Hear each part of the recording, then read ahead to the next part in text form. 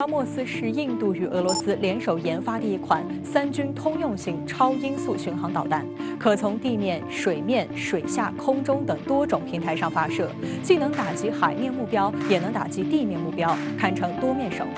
布拉莫斯导弹全长8.1米，弹径0.67米，舰载型和陆基型发射重量3吨，空射型为2.5吨，战斗部重200到300公斤。由于印度主要是提供研发资金，绝大部分技术来自俄罗斯，布拉莫斯的作战实力还是可圈可点的。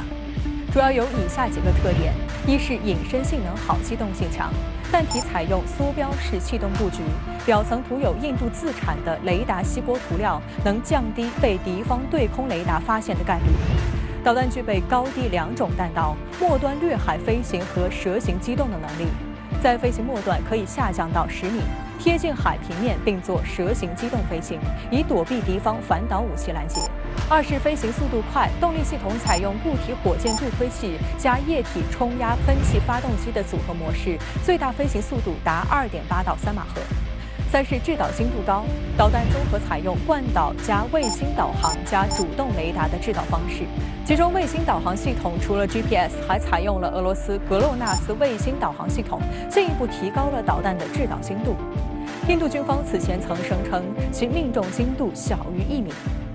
不过，布拉莫斯也有天生的短板，它采用的技术基础是俄罗斯的出口型宝石反舰导弹，具有典型的俄式反舰导弹特点，注重以高速突防，依靠大型战斗部确保杀伤能力，尽量实现一击必杀，并不注重隐蔽性。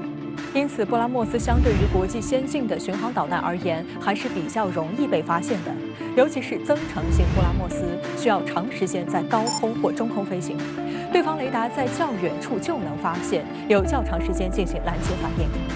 不仅如此，它的载机苏30 MKI 战机也饱受外界质疑。根据印度空军的规划，将陆续启动45架苏30 MKI 战机的改装工作，使其具备发射布拉莫斯导弹的能力。每架苏30 MKI 最多可携带3枚布拉莫斯。苏30 MKI 作战半径为1500公里，首批就部署在靠近中印边境的提斯普尔空军基地，针对的方向不言而喻。虽然气势很吓人，而印度斯坦航空公司生产的苏30 MKI 第一次试飞就坠毁，至今已经坠毁了超过10架。可见印度国内的大吹大擂就是一贯的做法，我们要客观地来看待和分析。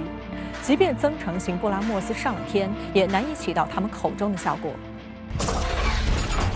苏30 MKI 是印度从俄罗斯引进的一款多用途重型战机，是苏30系列的印度定制版。印方分批次共购买272架，其中包括50架直接从俄方购买原装货，另外222架由印度斯坦航空公司制造装配。不过，这一军事合作或许将出现变数。印度时报网站5月9号报道，苏30 MKI 由俄罗斯制造商提供给印度斯坦航空有限公司半成品或成品套件，再由后者的纳西克工厂组装。俄乌冲突持续，可能导致印度空军苏30 MKI 机队备件和其他设备供应出现延迟。这个问题短期内可控，因为印度此前储备了大量备件。然而，印度空军升级其苏30 MKI 战机机队的计划已被搁置。印度空军原本规划了一项总金额3500亿卢比的升级规划，与俄罗斯和印度斯坦航空有限公司合作，将85架现役的苏30 MKI 飞机进行升级，包括换装更强大的雷达和集成最新的电子战能力等。